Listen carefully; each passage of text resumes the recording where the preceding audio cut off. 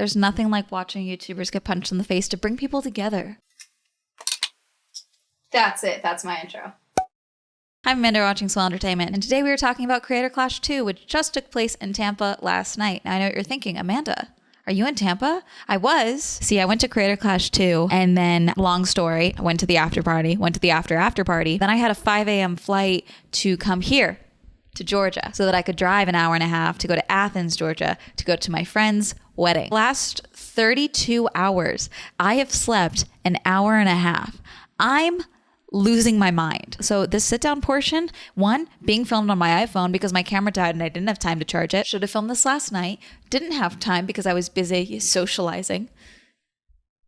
Everyone tells me to do that and then I ruins everything. I'm still wearing last night's makeup and I have a wedding to go to in a couple of hours. So there's going to be a lot of voiceover edits in this video just because of the nature of the state of my mental well-being. Creator Clash 2 just happened in Tampa, Florida. Once again put on by Ian and Anissa Joma. I was very much looking forward to Creator Clash 2, not just because I really actually enjoyed myself at Creator Clash 1, but quite a few of my mutuals / friends were fighting this year. And I was very excited to go and cheer for them and watch them get punched in the face. Lovingly. Carefully. The vibes were still very good this year. I want to make that very clear. But my goodness, was it more brutal. First and foremost, I did buy a ticket. I bought floor seats like last time. I spent $293, which for floor seats and for the view that I had, that's pretty goddamn good. And you can say for a YouTube event, yes, this was insane. I think I paid more last year. This time I knew exactly where I wanted to sit, right by the walkout spot, because that's where I was last year. And that made me, one, get a lot of good footage. I was right by the VIP section. As a shorter person, being right on the edge by the barricade as well as that close works out very well. So I was told repeatedly that VIP was like very much packed. It was very locked down. But I was like, okay, maybe I can go to the press conference because last year I accidentally ended up at the press conference. I just booked my hotel last year based on how close it was to the arena, which is exactly what I did this time. Then when I got off my flight and I got to my hotel last year, I walked into literally the press conference happening. And then I shenanigans my way accidentally. I really didn't mean to shenanigan my way. I was totally cool to walk away. And then they just walked up and gave me a badge. That's what happened last year. I did not mean to. I asked and then they said, you're not on the list. And I was like, cool. And then I walked away. And then they walked up later and was like, sorry for the confusion. Here's a badge. They probably should not have given me one last year, but they did. This year, though, different story. So this year, I was like, I really would thought I'd like to go to the press conference. It was at the hotel that the fighters were staying at. That was very hush-hush. That was down on the down low. Because of a lot of the drama and stuff circulating, that situation had definitely had an impact on the security of this event. So we will talk about that. But I had a feeling that like there's no way I could wander into the press conference this time like I did last time. I had reached out to Creator Clash, their like question side, the press conference side for like press. And then I DM'd them on Twitter too, I think. And no one was replying to me. And I think that was just because I waited too long. I did it like a week or two before the event. And then I remembered something. Ian follows me on Twitter. So Thursday, before I got on my flight, I was like, hey, I know the flight's in 2 days. No pressure if not, but can I go to the press conference? And within like 30 minutes, he was like, yeah, sure, come on by. But like standing remotely, here's the hotel. William lives in the Florida area. So I went and had lunch with William and then he dropped me off at the hotel for the press conference for content. Yay.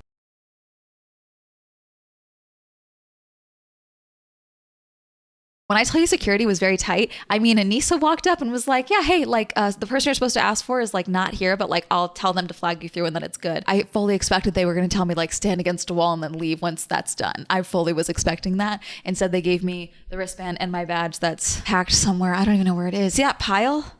It's in there. I don't even know if I'm going to cut these off before the wedding. I may have to pull up with my credentials. But my point is that even though Anissa said like, yeah, she's good, because my name was not on the list, they had to check with like 2 or 3 people to get the go ahead to give me the badge. And it was fine. It wasn't like a long wait or anything like that. And I'm very patient. I was shocked I was getting anything. I was shocked I was getting this far. The last thing I'm going to do is complain about a wait. Are you kidding me? No, I was just like, hi.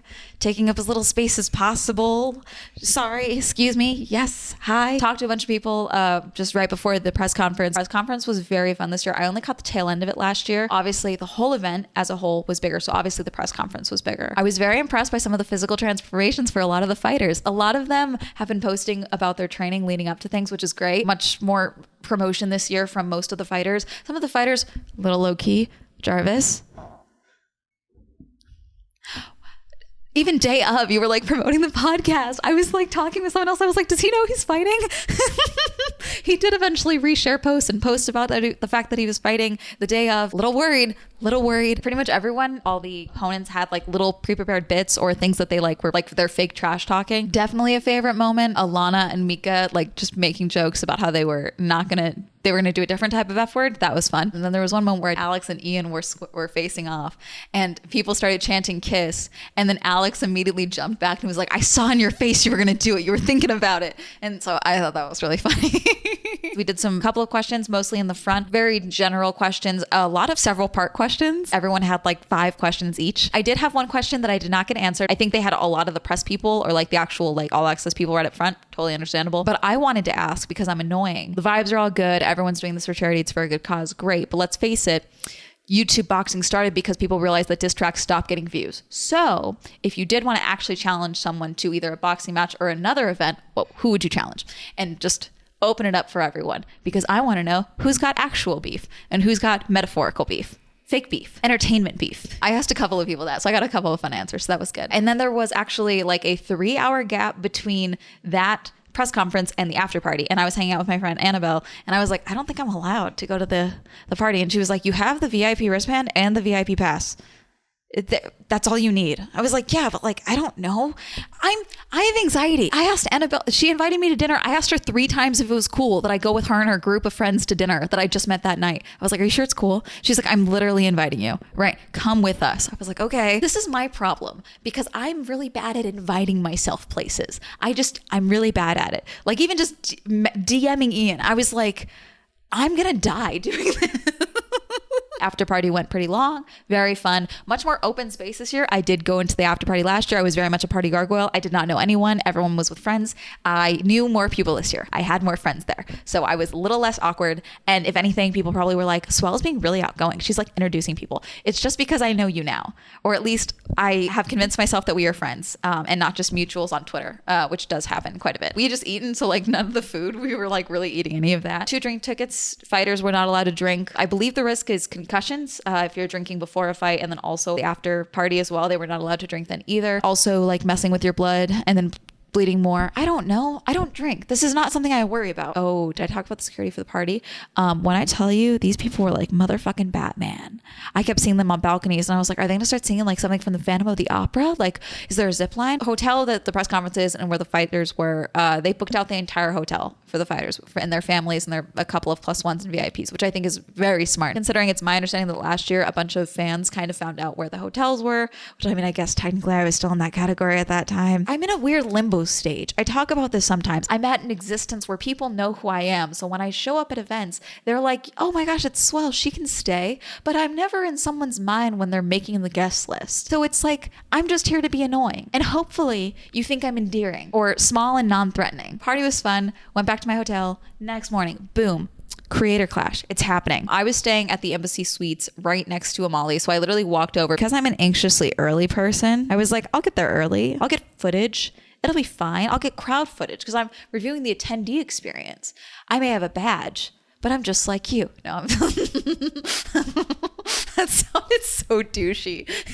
Did you know that Florida and I have a love-hate relationship? Last year, I went to Tampa and I was like, I could live here, like driving around. I was like, this is nice. Like I could move to Tampa because everywhere I go, I think about it at least for an hour. And then it rains and the humidity spikes and my clothes feel like they're suffocating me. And then I remember, oh, that's right. Florida and I have a love-hate relationship. It hates me and I love it when I leave. Getting there early was good idea for like 5 seconds. I got some footage for you. Here's the crowd. Here's Amali. There was one way into the arena for attendees. Okay. It was massive, big crowds, all of it. It's my understanding that this is how it works, is that you go up the stairs and there's 2 sides that you can enter into basically. That's where you go through the 3D scanner things. I don't think they're metal detectors because they flagged me and they flagged me because of my camera in my bag. And then they were like, if you take this out, you'll be kicked out. I was like, okay. And they were like, if you film anything, you can't use this in here. If you film anything, you'll be kicked out. I was like, okay. And then I kind of chuckled and they was like, yeah, you got it the first time. Like he was like joking with me. And I was just like, Do you know how many fucking camera rigs are in this building right now? My little point and shoot Canon G7X is like the least of your guys' worries if you're worried about filming.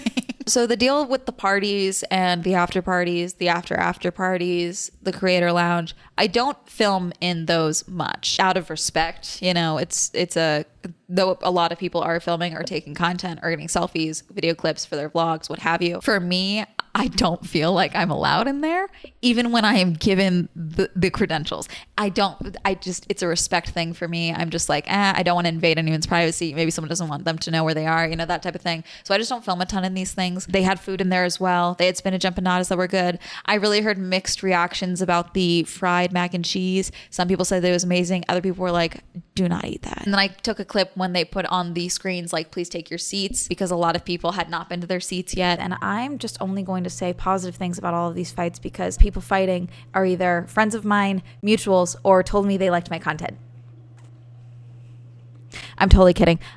Let's face it. Those who can't do or those who they won't let do because no one wants me to fight. I think you guys are worried about what a monster I'll be in the ring. Obviously, those who can't do critique. So let's get into it. So up first, we have Jack Manifold versus Dakota. Now, I'm not too familiar with either of these guys, so I really had no expectations for this fight, aside from the first fight last year was Dad versus Matt Watson, which lasted, 26 seconds? So I wasn't really sure what we were going to get. However, I think this was a fairly evenly matched fight. Both were landing quite a few hits on each other, but Jack was definitely landing much more solid punches, if that makes sense.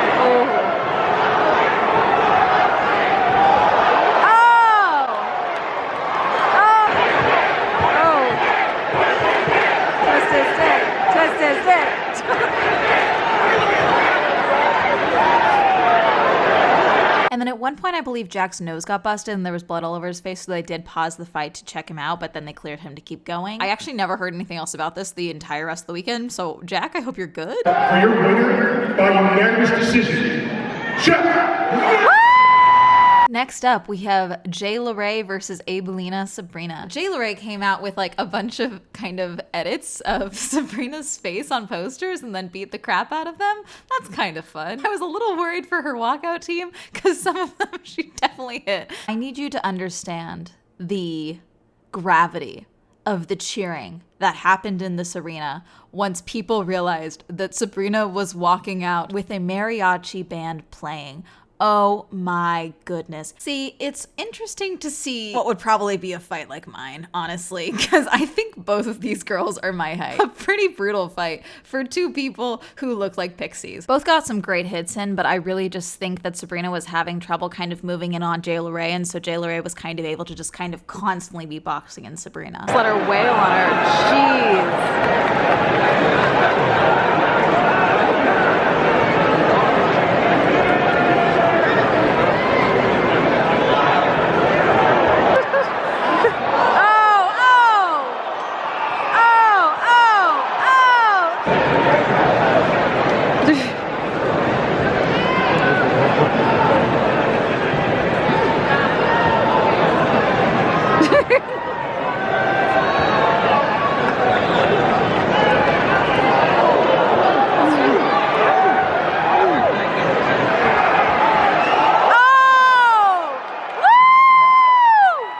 For your winner, by unanimous decision, Jayla!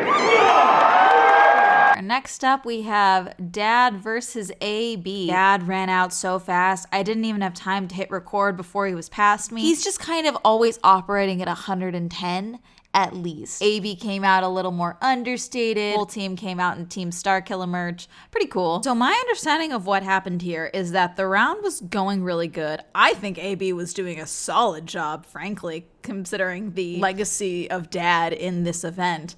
And what seems to have happened is that there was just one, sorry, I'm watching this clip and laughing at Dad. I gotta give him credit, the guy's entertaining. It's my understanding that it was just kind of one well-placed body shot, and then after the round ended, there was an issue and AB realized he couldn't go on because of the pain that he was in. So I heard a rumor that he thought his rib was broken or cracked or bruised or something, but I think he's fine. I don't know.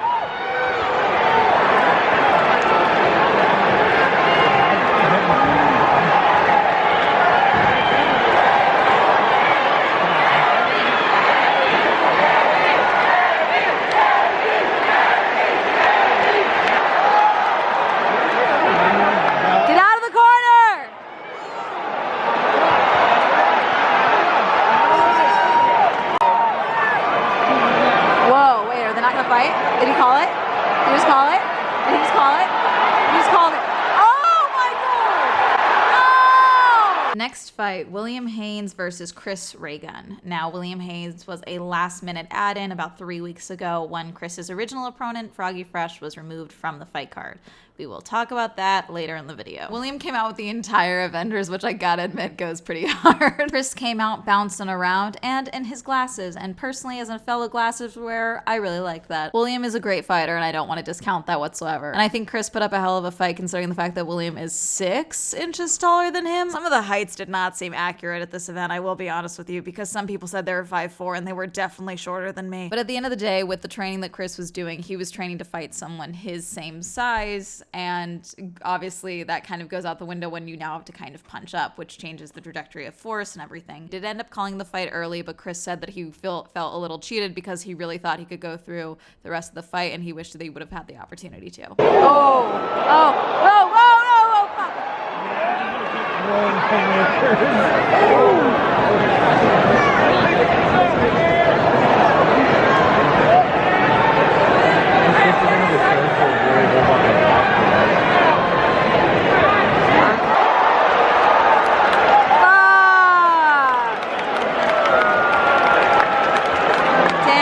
Oh yeah, and I don't think I got a clip of this, but at one point Chris did accidentally knock my favorite ref in the back of the head. Next up, Rip Mika versus Alana Pierce. I had no expectations for this fight, but something that I was very interested in was the fact that when... Sorry, I got distracted by this shot of just Alana just beating the shit out of Mika. I'm sorry. Now, aside from that first clip, honestly, in the moment, I really wasn't sure how much power was behind Alana's punches because her form was very good, but I couldn't tell if it was rocking Mika or not. She was absolutely stepping into the punch, landing it, but I couldn't tell how much power was behind it. I really wasn't sure how this was gonna go, but I definitely think Alana was getting a lot more punches while I was there watching this fight.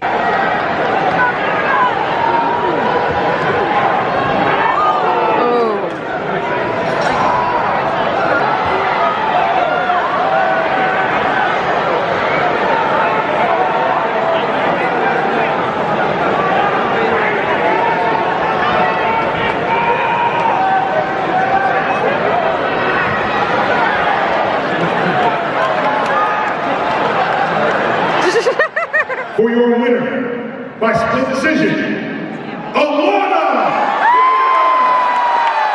Next up, we have Myth versus Hundar. Now, I saw Myth fight at chess boxing, and I saw Hundar fight last Creator Clash. Both of these dudes are scary motherfuckers in the ring, and there's really no other way to put it. They're just good fighters, and I was very excited for this fight because I just knew it was going to be intense. Now, apparently, what happened is that Hundar had injured his bicep prior to the fight, and then during the fight, he had in fact popped a bicep or something. I don't know. That sounds awful. That doesn't sound good. Tweeting about how he might need surgery. That doesn't sound fun. Gosh. Anyways, that's fight.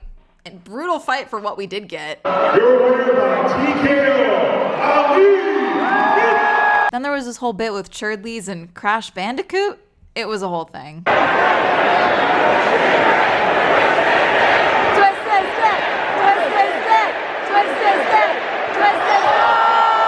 Then we had Yodeling Haley versus Marisha Ray. Both Marisha and Haley are both good fighters. The problem is that they are definitely different types of fighters. I think Marisha is much more controlled, and Haley, considering she fought Minx last time and last Creator Clash, I do think their fight had the most hits landed per fight compared to the rest of the fights for the night. Haley is just someone who's just gonna start letting them fly. It's kind of hard to be a very controlled fighter against someone who's just gonna start rapid fire wailing. I think this fight had the most snuggling of the night, quite a bit of snuggling going on in this ring.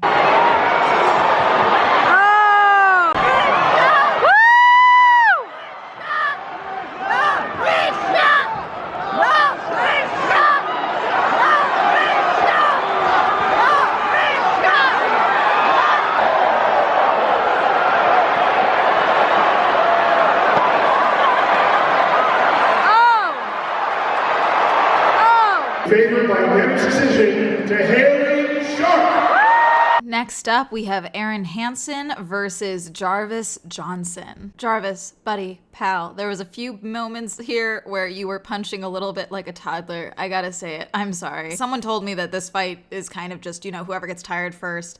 And it just kind of ended up being Jarvis. Aaron, I saw a fight last year. I think put up a really good fight last year. They kept making jokes about how Aaron lost to Harley last year, like repeatedly during the press conference. It was a little funny. So definitely a lot more control, I would say, coming from Aaron compared to Jarvis this round.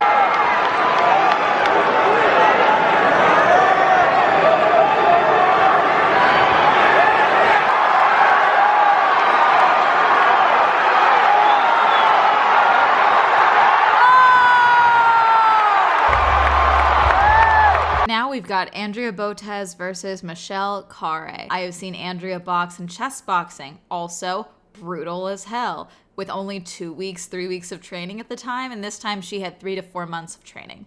Michelle Carre, I've never seen her box before, but she just challenge accepted and has dedication that scares the hell out of me. So I was so excited for this fight. Oh my God. I didn't even know who I was rooting for, to be honest with you. I was just so excited for this fight. I don't even have any real insightful commentary for you for this fight. Not that any of my commentary this entire video has been insightful, but I noticed that Andrea kind of matched where she was last time, if slightly better, but not drastically better, in the way that I would think of how she had only had like 3 weeks of training last time. She was still pretty matched from last time, and that's not a bad thing. She could just be at her top intensity level. God, my mouth was just agape half of this fight, or I was just screaming.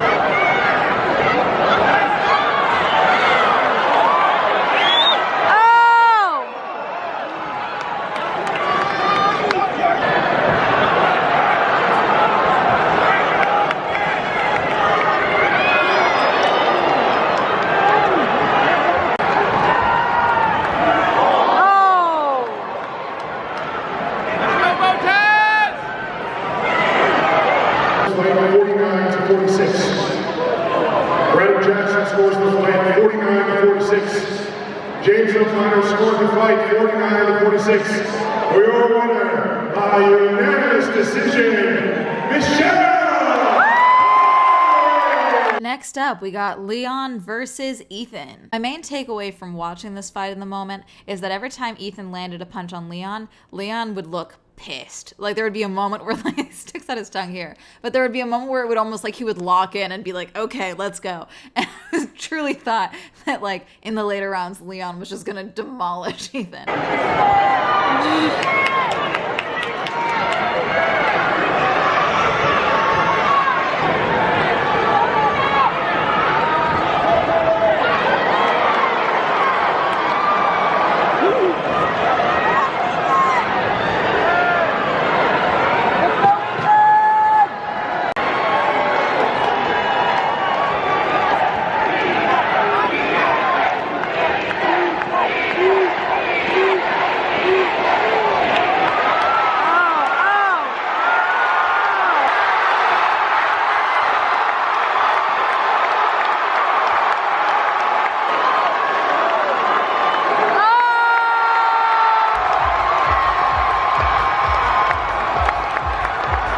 Next fight, John Hennigan versus Harley from Epic Mealtime. So John is a professional wrestler, and Harley fought last year at Creator Clash and also got in crazy shape boxing for this event to compete against John. Anytime you go up against a professional athlete in any regards, it's kind of just going to be a bit of a bloodbath. Harley put in a pretty good fight though. This was definitely a very entertaining fight too. I did not get any single twirls this fight, but I did get this fun little spin that you just saw there. That was, I would consider that a bit of a twirl. And at one point, Harley got straight up knocked out of the ring. I did hear rumors this may have been rehearsed. I don't know.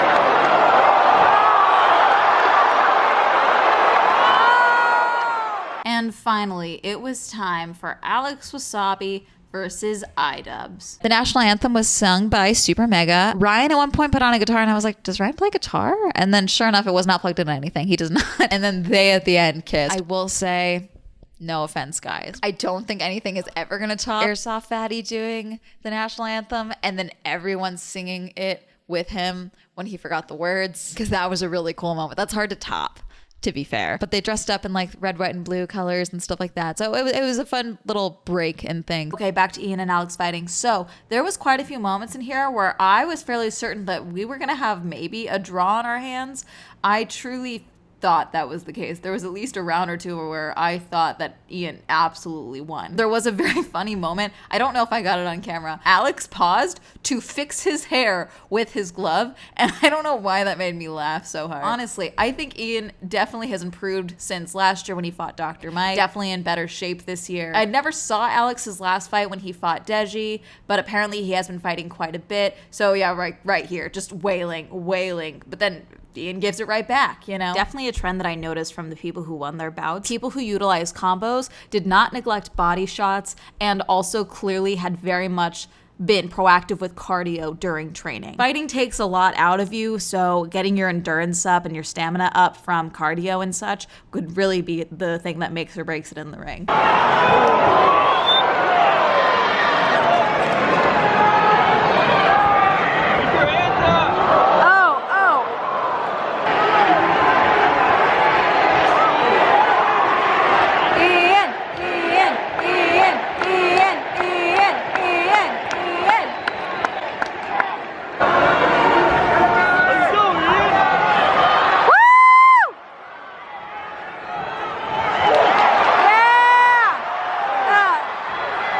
The winner, by majority decision, Alex Wasabi! I mentioned that I was going to talk about Froggy Fresh stuff and the auxiliary stuff in this, so here it is. Like most people, I think, I was confused when it was announced that Froggy Fresh was going to be removed from the fight card, because what was available publicly looked like it was the one joke in the video that he had made for Chris Ray Gun saying that he would sign up for Anissa's OnlyFans if he lost. Anissa is an organizer for the event. She's working with the fighters, but she is not involved in the fight, any fight, let alone that fight between Froggy and Chris. So do I think the joke was in poor taste? Yes. I thought it probably should have warranted a slap on the wrist at the very least. However, what I had heard is that there was a couple other things like training with Sam Hyde and then some things that were said outside of it. Just a lot of outside forces that, again, because we only see what's done publicly, the viewer doesn't see. Do I think initially that removing Froggy from the fight card was a good idea? No. However, once it had been done, it had been done. Regardless of what happened, once you make the call of he's been removed from the fight card, it's very hard to walk that back. Whether it's the Creator Clash or another boxing match or a children's putt-putt tournament, then if they reinstate Froggy for whatever reason, then down the line, if any other fighters pull anything that is bad, poor taste, what have you, well, you reinstated Froggy Fresh, why can't you reinstate me? So from a business perspective, once it was done, it was done. This is where I think that the issue comes in between the creator side of things and the business side of things. Because yes, Anissa and Ian are both content creators. And at the end of the day, with content creators, yes, you would be expected to say something. But from a business perspective, they are involved in a business. They have partners, they have investors, they have lawyers. The smart thing to do is to say nothing. And is that the best course of action in a content creator space? No, but that's where the terrain that we are going into. There's going to be issues and roadblocks and divides that are not going to be easily solved or super black and white. Names from Froggy Fresh about potentially being sued or threatened to be sued by the Creator Clash. I don't like that. Again, content creator versus business side of things. I don't think anything good comes from creators suing creators. I don't think it is good for us to cannibalize each other. I say that as we're talking about a boxing match, but I'm assuming you get my point. And so if that is true, I don't think that was the right course of action. This is a lot of gray area happening here. And so I don't know what the right course of action is, but I don't think that threatening the lawsuit is a good move, especially when you are kind of at a standstill with getting your side out. This year, the fighters were going to be getting a guaranteed percentage, I believe, of the pay-per-view sales. Last year, everyone who fought was just fighting for charity and then said, surprise, we made a lot of money and paid creators. I go back and forth on this because as someone who was mainly just following my friends who are fighting, mutuals who are fighting, and the Creator Clash pages themselves, I had no idea anyone was getting paid. I don't blame people for being surprised that there was money discussed when the whole bout is being discussed in the name of charity. Is there still a ton of money going to charity? Yes, that is great. However, I can understand why people feel a little misled when they didn't know that there was money going to the fighters. Just so I'm not misunderstood, I'm not saying that the fighters should not be paid because they are taking the time, the risk, and putting on a great show. The Sam Hyde situation. Security, like I said, security was crazy at this event, at the creator-only spaces, all of that. And I believe that it was mostly entirely because Sam Hyde claimed that he was going to show up with tickets that he had bought with a fake name in a disguise. I do know someone that I met at this event who did have a similar appearance to Sam Hyde, and apparently he was grabbed and questioned by security because there was a sheet with a bunch of photos of people to look out for, to not let in. I never got a hold of this sheet, but multiple people saw it, multiple people discussed it with me. No one could confirm or deny who was and who was not on the list. Regardless of what you think of all the Sam Hyde stuff with iDubbbz and everything, I just think the whole thing has gone too far at this point. So at a certain point, you have to put your foot down, and at the end of the day, this is in Anissa's event. They could block me the next year for this. I'm mainly speaking about this because I didn't speak about the Sam Hyde stuff last year, and a bunch of you were annoyed with me. So I figured I might as well share my opinions. After party was back at the hotel for the event. We just walked. Now the after party was actually in the bar/restaurant area of the hotel, not even the lobby level, like below the lobby. And then there was the creator lounge area on the lobby side that I guess was just there for the hotel as well, because the party space was occupied for the gala that's happening tonight while I am at a wedding. So therefore, what I'm telling you now is that I will post a bunch of photos of me looking gorgeous for my friend's wedding. So if you guys want to Photoshop me into any of the gala photos, I will not be mad. If you also want to Photoshop in like Leatherface as my date or something fun like that, I'm cool with that too. It was my understanding that the gala, a lot of people did not find out about it until like a week ago, aside from the fighters. No idea how it's going to go tonight. Obviously, I can't review that part because I'm not there. But wouldn't you rather have that like before the event? Because then no one's been punched in the face, you know? Like some people are bruised, some people are exhausted. I don't think anyone was concussed. That was my understanding. Someone thought they may have cracked a rib, but apparently they're fine. It'll be interesting to see how that goes. After party was a little cramped down there, but they had pizza and like pulled pork sliders that were pretty good. There was an after party that no one seemed to have any information about, because throughout the night was like going up and it was like, oh, are you going to someone? Do I say the name? I'm going to say no. I'm sure it's out there, but I'm just going to choose not to. Are you going to so-and-so's party? Someone else was like, yeah, apparently people are there already, but like he's here. Like he's downstairs. He's networking. Eventually he did leave and go to his own party. So I think a bunch of people started moving over there. So we went over there and I set an alarm for 2:45 so that I could get a lift back to my hotel to finish packing to go to the airport. But I hung out there for like an hour and a half, an hour 45, talked with a bunch of people more. It's the really fun thing about events like this in general, like any form of creator events. At the end of the day, this job is so solitary that events like this where everyone can come together, especially for a good cause or even just like to support your friends who are fighting or creators that you like who are fighting. It was a very fun event, very fun weekend.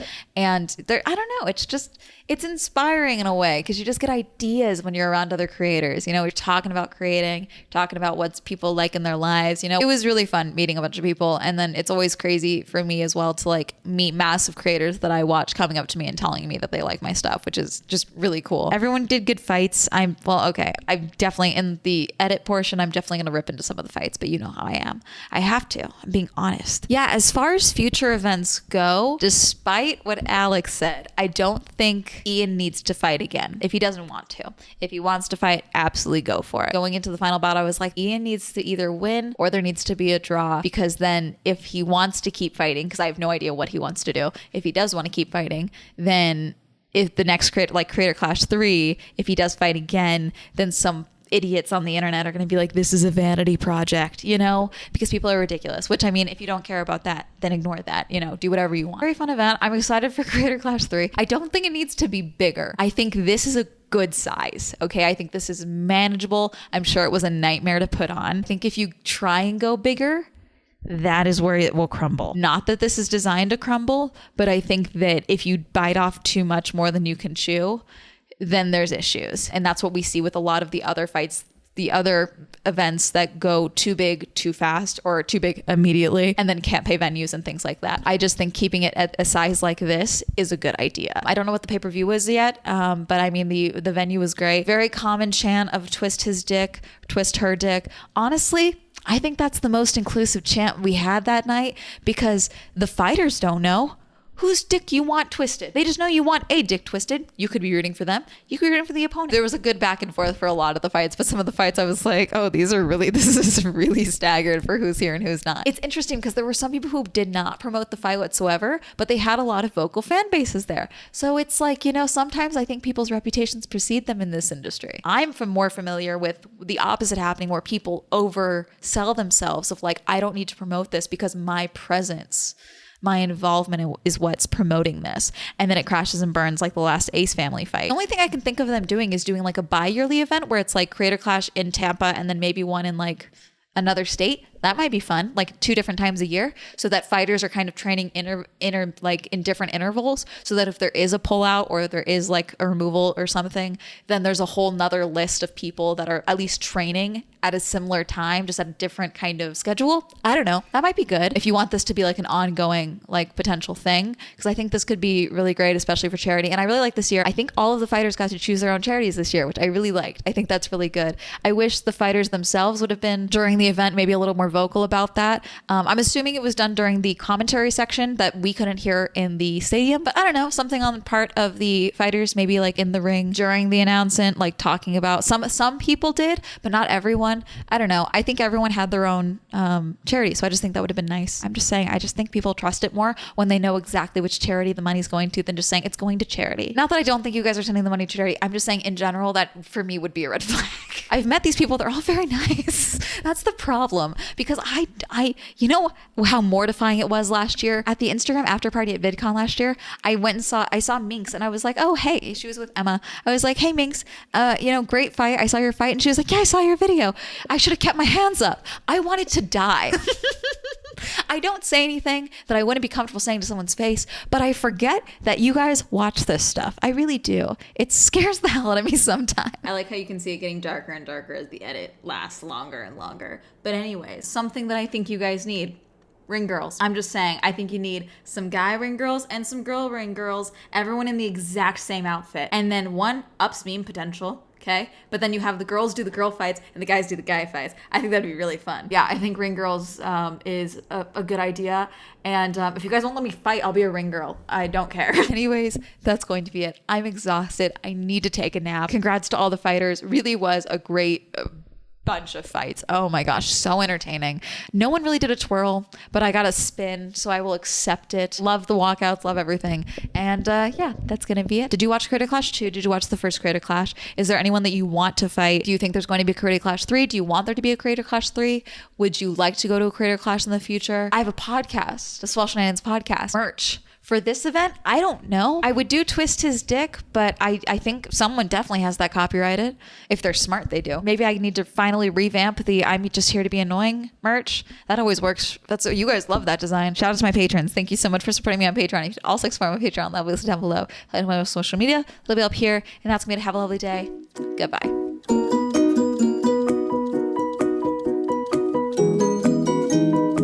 I just filmed for 36 minutes. I am shaking. I need to go to bed. Thank you, Andrew, Alan, Cameron, Christopher, Chris, Crispy, Crispy, Crash PC, China, Dirty One, Don, Donnie, Elliot, Evan, Eric, Eal, Hopeless Homer, Incognito, Isaiah, Joe, John M, Jordan, Joseph, Kenny, Kim, Kirsten Lamb, Lex, Lisa, Luis, May West, Madeline, Matt, Matthew, Meme Lord, Mia, Michael, Michael J, Michael T, Micah, Nathaniel, Pat, Penn, Richard, Rob, Rosie, Red, Robert, Ross, Ryan, Sam, Serena, Skylar, Simon, Tasha, Timothy, Heavenly Plastic, Tenzin, Tom, Thomas, Qwerty, Victor, Randy, Winter, Wendy, William, Will, Zendry's Wink.